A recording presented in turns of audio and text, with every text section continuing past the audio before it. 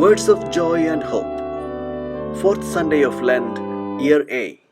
Gospel of John, chapter 9, verses 1 to 41. Commentary by Father Fernando Armelini. A good Sunday for everyone. The description of the healing of the man born blind, narrated only by Evangelist John, is placed in the context of the Feast of the Tabernacles. This was the most important of the feasts. It was called the feast par excellence. It was celebrated in autumn and marked the end of the harvest and the agricultural season. This is how the joy of an entire people who reap the fruit of the fatigue of a year was celebrated. The feast lasted 7 days, and the center of this feast was the temple of Herod, which you can see in the background. Notice also the path that descended from the temple to the lower city, where the pool of Siloam was. It was a very large pool. It had 4,000 square meters of extension. The water in this pool came from the spring of Gihon, indicated also in the background. This water from the upwelling was channeled to the pool through a tunnel carved into the rock at the time of King Hezekiah. We are in the year 702 BC. It was an immense job to dig the rock of this tunnel that is 530 meters long, and it took 2 years to dig it. And the water from the Gihon upwelling came to flow into the pool of Siloam. The name of the pool comes from the name Shiluah, which comes from the verb shalach, which means to send. And it is around this verb, that is to send, that the evangelist John wants us to reflect. Water and send. And John will say, water from the one who was sent from heaven, which is, of course, Christ. But we will see this later. What were the characteristics of this feast? 2 elements. The first, the liturgy of the water. Every morning, the high priest descended along the path that I have indicated with a pitcher or a jar of gold and went to the pool of Siloam to collect water. This water was considered pure because it came from the spring. A large crowd accompanied the high priest with songs of joy.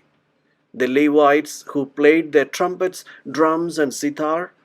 After collecting water, the high priest, along with all the people, returned to the temple and spilled this water on the altar. What was the meaning of this rite? It was an invocation to the Lord to send the autumn rain, so important to the fields.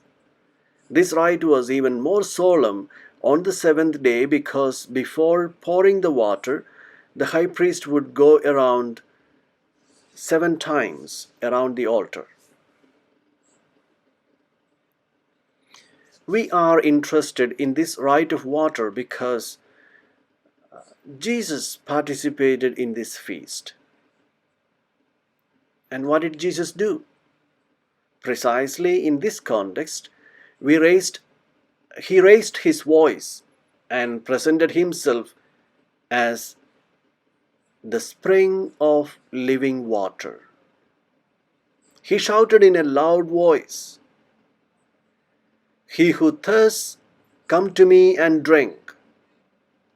And he had told the Samaritan woman that the one who drinks this water will not be thirsty anymore. The water that they are going to fetch for in the pool is the material water. But there is another water that gives fullness of life. It is the Spirit that He brought from heaven, the divine life. Jesus says that our water do not quench the thirst, because the water that we are going to look for at the source, at the well, will then dry up. It means to say that the material wells where we are going to seek the realization of our lives end up drying up. Jesus says he is the true source of living water, precisely in the context of the right of water in this holy day of tabernacles. There was also a second element that is very important for us to keep in mind so that we can understand better the message of the gospel text. It is about the festival of light. The city of Jerusalem was completely illuminated with torches, and four of these torches were very large and were in the women's courtyard in the temple. The men danced on the esplanade of the temple with burning torches. Then they went to visit the sick, to those who were mourning. It was important, it was necessary to bring the joy of this feast to them too. And it is in this context of the Feast of the Tabernacle that the Festival of Light took place. Also, when Jesus raises his voice and presents himself as the light of the world. He who follows me does not walk in darkness, but he has the light of life. I am the light of the world. And the healing of this man born blind is narrated in this context. Jesus has healed many blind people, but the way the evangelist narrates the healing of this blind man becomes a parable of the passage from the darkness to light that we also are all invited to do. I think there is no other golden verb in this passage like to see. Metaphorically, we use it very often. Thus we say, open the eyes and see that you are being cheated, or you are about to buy a house that is a dump. Open your eyes and don't you see that they are cheating you? Also we say about a pessimistic person that he sees everything black. A miser sees only money. We also say that one sees far. This verb to see, used metaphorically, must be kept in mind to understand the path of this blind man that Jesus finds during the sacred day of the tabernacles, that is, brought to light, representing precisely this passage from darkness to light, which is light of Christ. Therefore, what does the cure of this blind man represent? Let us try to clarify it before listening to the text. Blindness is the image of the condition with which we are born.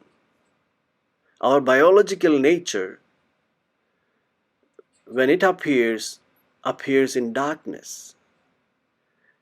He does not lean to things on high, but to things that are low. This darkness leads us to let ourselves be carried away by our passions, by our cravings, and to turn to the goods of this world. We walk in the darkness. Thus, we do not live as humans if we follow our biological inclinations with which we are born. We need our eyes to open our lives, to see we are really who we really are, what we are doing in this world, where are we heading. If we do not open our eyes, we will behave like any other creature, content with what the nature offers us. We do not look up at the destiny that characterizes us as humans. Therefore, it is necessary that we have to be enlightened to get to know what our destiny is. Sometimes we hear people say that faith is blind. Schopenhauer said, either you think or believe. No, you cannot believe without having thought. thought deeply and found the rationality of your decisions. Then, when our mind can go no further, we are called to make a choice. We can spend our lives on a on a proposal made by Jesus. But this proposal can never deny rationality. Otherwise, it is not faith. Rather, it is irrationality, superficial faith, superstition, and certainly there is still much of this today. The Christian faith is seeing, an opening of our eyes to see what is far away, so as not to confuse ghosts with reality, temporary with what is permanent. And Jesus has come to bring us this light. From the beginning, when Zechariah pronounces, "Blessed be the Lord, the God of Israel," he says, "the sun that rises from above will visit us to illuminate those who live in darkness and in the shadow of death." And at the beginning of his gospel, the evangelist John says, "The light shone in the darkness." The true light that illuminates every man was coming to the world. Jesus is presented as the light that comes to illuminate the darkness of the world. We are born blind. This is the metaphorical meaning that this healing has, as the evangelist John tells us. Let us hear this story, how this story begins. As Jesus passed by, he saw a man blind from birth. His disciples asked him, "Rabbi, was he born blind because of a sin of his or of his parents?" Jesus answered, "Neither he nor his parents sinned. It is so that the works of God might be made visible through him. While it is day, we must do the work of the one who has sent me. Night is coming when no one can work. While I am in the world, I am the light of the world." When he had said this, he spat on the ground and made clay with the spittle, and rubbed the clay on his eyes, and said to him, "Go and wash in the pool of Siloam." This word means sent. So he went and washed and came back able to see. Jesus is in the vicinity of the temple and sees a man who is blind from the birth. We are not told of his name. He is a man. He represents humanity born blind. And it is not the blind man who is going to seek a healing. It is Jesus who takes the initiative. The blind man has never had the experience of light and cannot imagine that there is a different way of living. When a mother laments, "How is it that my son, only interested in the party he is going to celebrate with his friends on Saturday night, and he can't think of how beautiful it would be to prepare the Sunday liturgy, prepare to listen to the gospel?" It is because he hasn't opened his eyes yet. He does not imagine that there can be a different way of living outside of what everyone does. The person who does not see adapts to what others do and are like little sheep. The eyes of the sheep is not good, and that's why they go after each other. To be aware of the choices one makes in life, it is necessary for someone to open our eyes to know where we are walking and what our destiny is. The disciples ask him, "Who sinned, that he was born blind?" Jesus does not want to hear speaking about guilt because he was born blind. At that time, it was normal to think that anyone who had any illness was because he or she was punished by God. And even today, some people think so. Jesus does not want to hear talking about these things. Misfortune is an event, it is never a punishment from God. Pain is not inflicted by God. Now we will try to understand the metaphorical meaning that John the Evangelist gives to this blindness. It is not the man's fault that he is born blind. It is neither his fault nor that of his parents. It is the condition with which we are born. It is not a sin to be born in this condition. It is the condition of man as man. Therefore, it is totally inappropriate to speak of original sin. There is no fault in being born this way. Jesus does not want to hear talking about sin. We are born in this condition of blindness. We are in need of someone, that is God, to open our eyes. That's why Jesus says, "Since I came into the world, I am the light of the world." And now the fact. When he had said this, he spat on the ground and made clay with the saliva. His saliva, I repeat, he made clay with his saliva and rubbed the clay on his eyes. Jesus' gesture embarrasses us a little. What does it mean? First of all, the saliva. At that time, the saliva was the concentration of breath. What is Jesus doing? We have already found in the Bible this message with the dust of the earth. That is what God did when He created man. His breath, that has been life-giving, was breathed into that man who has been kneaded with the mud of the earth. Now Jesus' gesture is very clear. We are facing the repetition of God's creative gesture. Jesus is also a man who was also kneaded like us from the mud of the earth, because Jesus was also composed of hydrogen, oxygen, carbon, nitrogen, a bit of everything, exactly like us.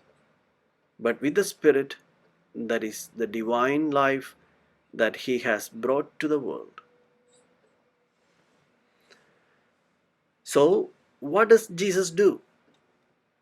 He takes His clay, that is His person, His incarnation as an authentic man, kneaded by the dust of the earth, and the Spirit, and smeared the eyes of the blind man to open his eyes. The metaphorical meaning is very clear. If the person does not have before his or her eyes the image of the authentic, successful man, the one who came from the material reality, but also with the fullness of the Spirit, that is the divine life, this person does not see. He or she is not a complete, authentic person. What opens the eyes of the blind will be this clay that Jesus has put in his eyes. And we must keep it in mind if we want to walk with our eyes open in our lives. He is a new man. Jesus told the blind man, "Go, wash yourself in the pool of Siloam." And the evangelist reminds us that Shiloach means sent. Actually, Shiloach does not mean sent. Sent is Shalua. But what interests the evangelist is the concordance, harmony. It is necessary to go to the water of the one sent if we want to open our eyes. And therefore, the blind man is asked for an action. He must move to go to the water and then open his eyes. Going for water is the symbol of the one who is sent, the concordance of the gift of the Spirit. Therefore, it is necessary to make an option for this water. And now Jesus moves away from the scene while the man who was born blind heads to the pool of Siloam. And during his absence, the one whose eyes were opened begin to move and must face those whose eyes have not yet opened.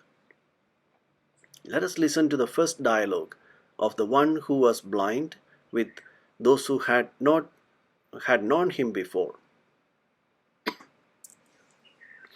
His neighbors and those who had seen him earlier as a beggar said, "Isn't this the one who used to sit and beg?" Some said, "It is." But others said, "No, he just looks like him." And he said, "I am." So they said to him, "How were your eyes opened?" He replied, "The man called Jesus made clay and anointed my eyes and told me, 'Go to Siloam and wash.' So I went there and washed and was able to see." And they said to him, "Where is he?" He said, "I don't know." The man who has been enlightened by Jesus is no longer recognized. The neighbors who were with him for years wonder, is he or isn't he? This man's previous condition was that of sitting and asking for alms. That is, motionless, dependent.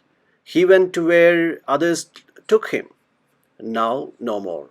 Now he is the one who decides. Now he is free. He knows where he wants to go.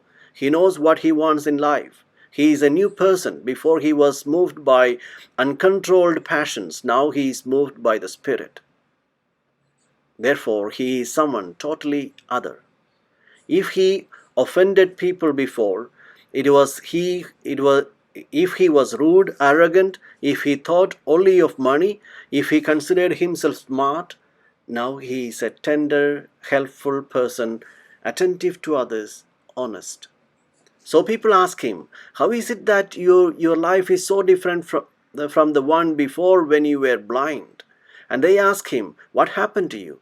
And the blind man begins his story from the path he made, from darkness to light. "I found that man named Jesus. He put mud in my eyes. I could see this great man, the real man.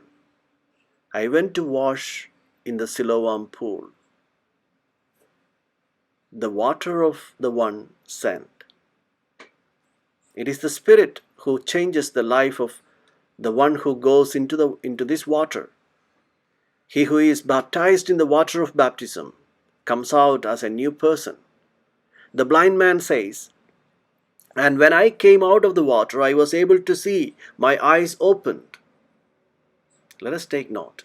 This blind man does not go after those who are still blind, preaching and trying to convert them. No. The people he meets are others, those who, in front of a life totally different from the one before, asked him, what has happened to him? What has happened to you? How do you see now life or death, illness, sexuality, problems that may appear? You see politics differently than others? What happened to you? Let us try to ask ourselves, did anybody ask questions to you like this before? Like, now you don't think like before anymore. Why this change? Why do you see the world differently?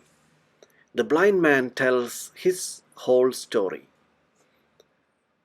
And now those who are upset because he now sees that he is not the same as before, they enter the scene. Let us hear what these people do.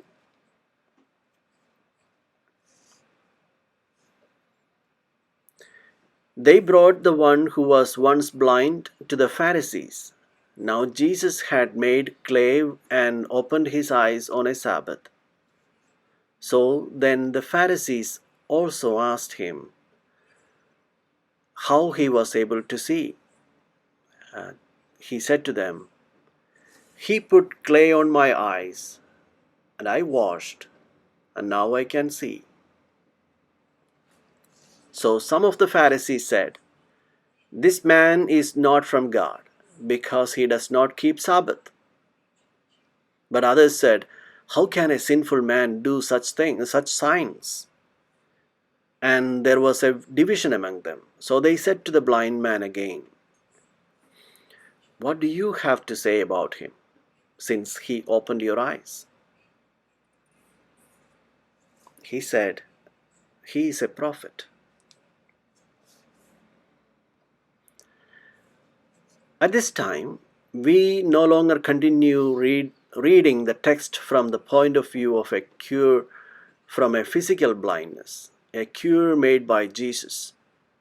We will read the text as a parable of the passage from darkness to light by those who have allowed Jesus to open their eyes for the gospel.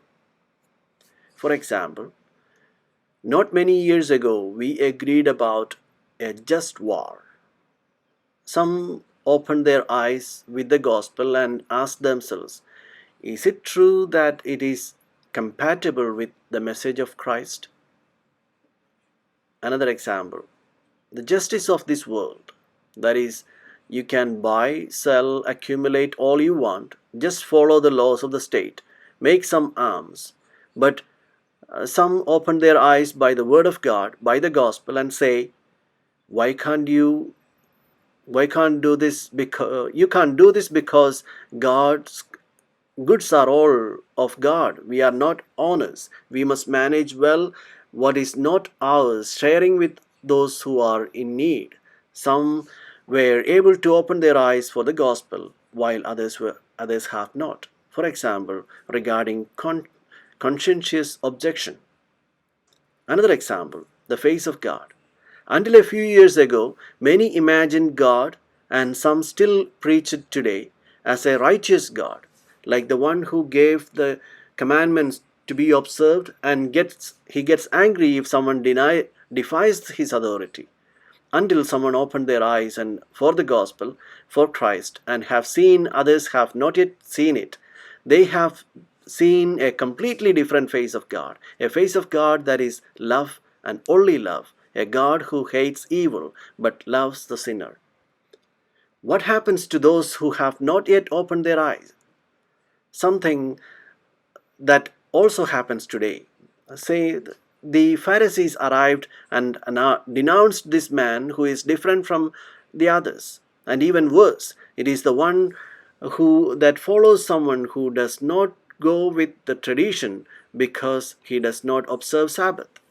Therefore, he cannot be a man of God because he departs from what has always been done, from the tradition that he has violated.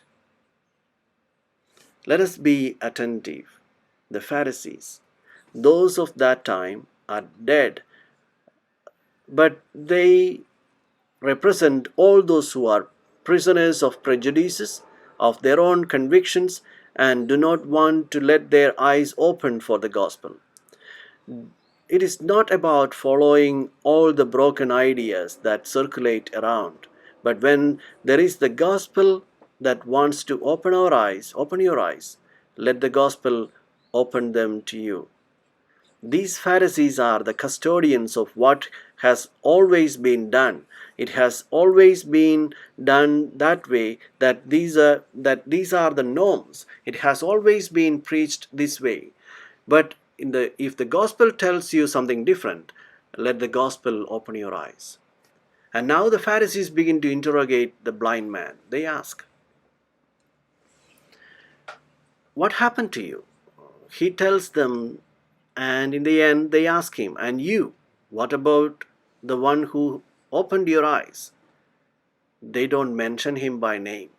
They will never mention Jesus. They would say, "That one." And he replied that he is a prophet. Before he had answered the question of who it was, and he said, "I don't know that man. It was just a man." Now he has taken a step forward in the discovery of the identity of Jesus of Nazareth. He is a prophet. It is a step forward that he does. But the authority with which wants to protect what has always been done calls the parents of the one who was blind. Let us listen to the interrogation they do. Now the Jews did not believe that he had been blind and gained his sight until they summoned the parents of the one who had gained his sight. They asked them, "Is this your son, who you say was born blind? How does he now see?" His parents answered and said, "We know that he is our son and that he was born blind.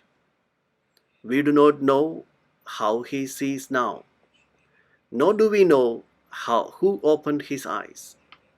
Ask him. He is of age. He can speak for himself."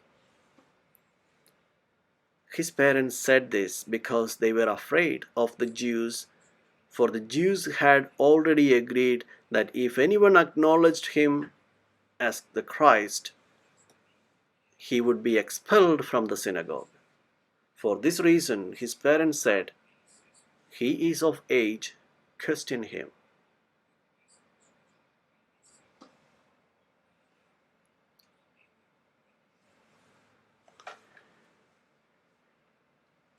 This time, the interrogation of the blind was done by the Jews. Who are these Jews? In the Gospel of John, they are not the people of Israel, but they represent those who oppose Christ and the gospel. They are the religious leaders. For their part, the parents of the blind represent those who have instilled in the child traditional values. As we know, it was the parents' responsibility to educate the children according to the tradition of the people of Israel. If the son has really found Christ, he has discovered new values and rejected those who had been instilled by the criteria of this world. I repeat that we are reading this text as a parable of the passage of darkness to the light brought about by the gospel. They ask his parents, "Is this your child, the one you say was born blind?" That is, they ask his parents to make sure that when this child was born, he was really blind. And they replied, "We know that this is our son and that he was born blind. It is another who gave him sight." His parents do not enter the new reality. The one who opened his eyes, we do not know. It is Christ who opened his eyes. It is what Jesus said to Nicodemus. What is born of the flesh is flesh. What is born of the spirit is spirit. The biological part of this man comes from this world. But the person is characterized by the gift that God has given him of the new life. The parents saw the child growing up, feeling responsible for the child's blindness. It is like the catechesis of the past that spoke of original sin. Jesus does not want to hear talking about sin. It is the condition we are born with. We are born blind. This is this world. This world does. But now there is a new light, and it does not come from this world. It comes from above. But how does he know? He now see? We don't know. The sight that our son now has does not come from us. They are afraid of his healing, of the new vision of life. They are afraid because it would mean that they too will have to change their perspective. That is, what they have instilled in him should be left behind because now there is a new discovery. Let us try to concretize a little more. If one becomes aware that the children opened their eyes, or that they allow their eyes to be opened by the gospel, it means reuniting with the children who will not prosper in life, not because they are incapable or do not know how to use their talents and abilities.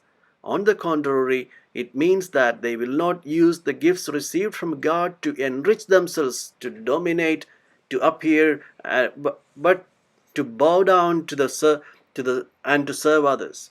And this does not come from the flesh. It comes from the opening of the eyes given by the gospel. The parents are afraid because the religious leaders threaten to throw them out of the synagogue, that is, to exclude them from what has always been the traditional community. And the expulsion of the synagogue involved great risks. It was a social isolation, complete insecurity. They would lose the right to inheritance. It is what Jesus says to his disciples. Take into account all the risks you run if you let the gospel open your eyes. You will see life and the world in a completely different way. And now, the last attempt of the religious authority to return this man who was born blind and make him return to think according to the criteria of tradition. And in his answer, we will see all the characteristics of the enlightened person. And let us listen.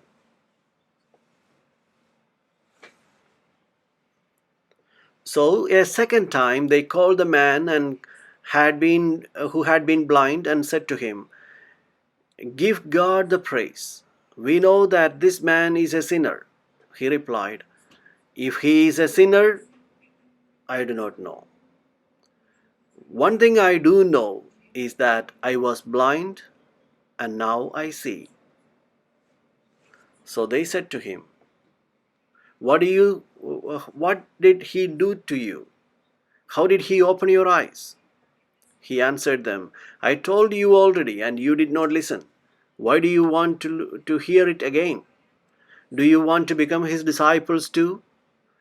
They ridiculed him and said, "You are that man's disciple. We are disciples of Moses. We know that God spoke to Moses, but we do not know where this one is from." The man answered and said to them, "This is what is so amazing, that you do not know where he is from, yet he opened my eyes. We know that God does not listen to sinners, but if one is devout and does his will, he listens to him. It is unheard of that anyone ever opened the eyes of a person born blind. If this man were not from God, he would not be able to do anything." They answered and said to him, "You were born totally in sin, and you are trying to teach us?" Then they threw him out. In this interrogation, they do to the blind man, we find the Pharisees again. We had already found them in the previous interrogation, and we saw that in the end they were divided among them. Now we find them regrouped again. When it comes to defending their own interests, their own convictions, their own privileges, those who have the power always regroup. And in this group, the most fanatical, the defenders of the most conservative theological traditions have prevailed. They are those who feel most upset by the light of the gospel, and they begin the interrogation by presenting themselves as those who know. We know that this man is a sinner. You must trust us. You must not think. You must get in tune with what we teach. And now you must give glory to God. Giving glory to God means to align with our position. But instead, giving glory to God means being in tune with behaviors of the new light you have received. The answers of this man that we will hear from now on are the answers of a free person, because now this man sees. He replied, "If he is a sinner, I do not know. I am sure of one thing, that I was blind, and now I see. I am happy to see." But the Pharisees seek the pigeonhole in him, and in some way. They asked him again, "How did he open your eyes? Why do they want me to tell you what happened again?" The reason is that they want to conclude that Jesus has violated the Sabbath, therefore he is a sinner. You must get away from him. And now the man who was blind is a completely free person to the point that he uses irony. Very dangerous, because then they threaten him with violence and they will throw him out.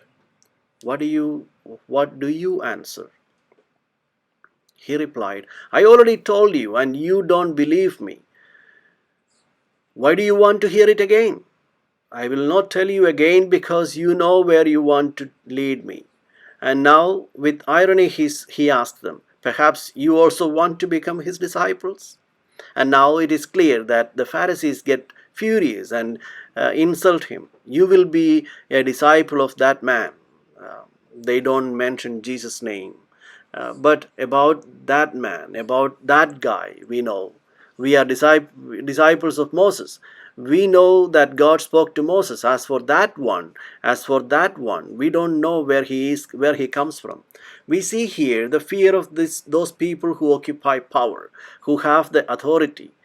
When one questions their convictions in the face of a new light, that is that of Christ and of his gospel. Let us be attentive, because the Pharisees are already dead.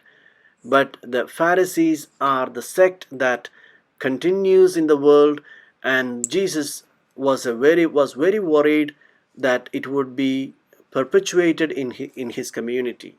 It is fear that the gospel may question what has always been done, what we have always thought. Let us question everything we have had as indisputable, because if the foundation of these convictions and these options is solid, it will maintain credibility. But if instead it is not solid, it will be unmasked, and a falsehood in the light of the gospel. The fact must be taken for what they are, and not adapt the fact to our own convictions. The answer of the one who was blind, he continues to answer with irony. That's a strange thing, that you don't know where he comes from, and he opened my eyes. And he continues to use the Pharisees' own religious arguments. We know that God does not listen to sinners, but he listens to the one who is pious and fulfills his will. Never heard of someone opening their eyes to a man born blind? If that man did not come from God, he could do nothing. They answered him with an insult. "You were born full of sin, and you want to teach us lessons? If you are blind, it is because you are a sinner. Instead, we see." They think they see, but in reality, they are blind. Soon we will feel the judgment that Jesus pronounces, the judgment that really counts. And at this point, they expel him. He is expelled from the institution. We can see that what are the characteristics of the person enlightened by Christ, of the one who has passed from darkness of common thinking, of what everyone thinks, says, and does, to those who follow the light of the gospel. The first characteristic, it is the one that has begun to say, I do not know. I repeat, I do not know. They ask him, where is the one who cured you? They are his neighbors who are no longer recognized him. He replied, I do not know. Then, when religious authorities tell him, we know he is a sinner, he answers, I do not know. Shortly, when Jesus finds him, when Jesus goes to look for him and finds him, he will ask if he believes in the Son of Man, and he will answer, I don't know who is him, Lord. He is the one who lets himself be guided. And does not defend himself. The truth is always accepted. He is not afraid of the truth because the truth comes from God. This is the first characteristic. Therefore, a path that starts from recognizing that one does not know and is open to receive the light. Second characteristic, he is aware of his new identity. It's me, he says. When asked if it really was him, it's me. I am the new person and I am happy to be a new man. The third characteristic, he is a free person able to present his own convictions. He doesn't sell his head to anyone. It is not that he has authority, prestige. No. First comes the truth, and the person is free when he or she has received the new light. The fourth characteristic, the relationship with authority. He is a person who respects authority, does not offend, but does not divinize. First is the gospel. First comes Christ, and we must pay close attention not to idolize any authority, political or religious. Fifth characteristic, he is a brave person to the point of responding with irony. He feels good, therefore he is not afraid of a confrontation, and if he is provoked, he shows all his freedom. He has nothing to defend. He does not have positions or prestige or advantage or privileges. No, he is a free person, and is not intimidated by those who abuse power, insult, threaten, and eventually resort to violence. He does not give up the truth even when it is uncomfortable and undesirable for those who are high, for those who are accustomed to always receive approval, applause, inclinations, adulations. No, he who has allowed his eyes to be opened for the gospel has this freedom. Finally, he is the one who resists pressure and is not afraid. He accepts even giving up violence rather than giving up light that makes him happy, because he feels he is truly and fully a man. And now Jesus reappears again on stage, and after having sent this blind man to the pool of Siloam had disappeared. He has accompanied this man on his way to the light, but he was not present. He let him face all the questions with all the difficulties, and now Jesus is going to look for him and finds him. Let us listen. When Jesus heard that they had thrown him out, he found him and said, "Do you believe in the Son of Man?" He answered and said, "Who is he, sir, that I may believe in him?" Jesus said to him, "You have seen him. The one speaking with you is he." He said, "I do believe, Lord." And he worshipped him.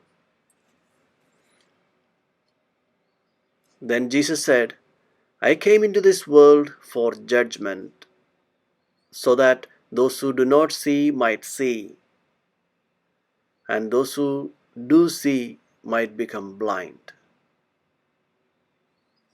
Some of the Pharisees who were with him heard this and said to him, "Surely we are not also blind, are we?" Jesus said to them, "If you were blind, you would have no sin. But now you are saying we see, so your sin remains." We have accompanied the spiritual path of this man who has allowed the one sent to open his eyes. Jesus sent from the Father in heaven. We wonder what has happened. This man has discovered the light, is free and is happy. Instead of meeting people who sympathize with him, he meets people who oppose him. The answer is found in the evangelist John from the beginning of his gospel when he narrates the words of Jesus to Nicodemus. Jesus says, "The light has come into the world, but people have preferred darkness to light because their works were evil." This is strange, but it is what happens. The new man, the real man, annoys. It is not accepted. He is not accepted by those who want to perpetuate the kingdom of the old man, who is guided by the passions, by his own interests, by the logic of taking advantage of others, of doing what he wants and what he pleases. The new man annoys. Let us remember that when Pilate, just at noon, presents Jesus to the people, he says, "Here is the man." And they can't stand it. They tell him, "Out, out, get him out of the way." They don't want to see the man because the new man puts those who want to perpetuate the old one in crisis. What happens now? The healed blind is thrown out of the institution. The gospel says Jesus heard that he had been expelled and went looking for him. Jesus had appeared at the beginning of the story and then is no longer present and appears at the end. He has not intervened before. He has let the blind man manage by himself in the midst of difficulty and conflict. The enlightened person has no need of the physical presence of the Master. The strength to continue as a new man comes from the light he has received. Jesus finds him. He pretends to have just bumped into him and says, "Do you believe in the Son of Man?"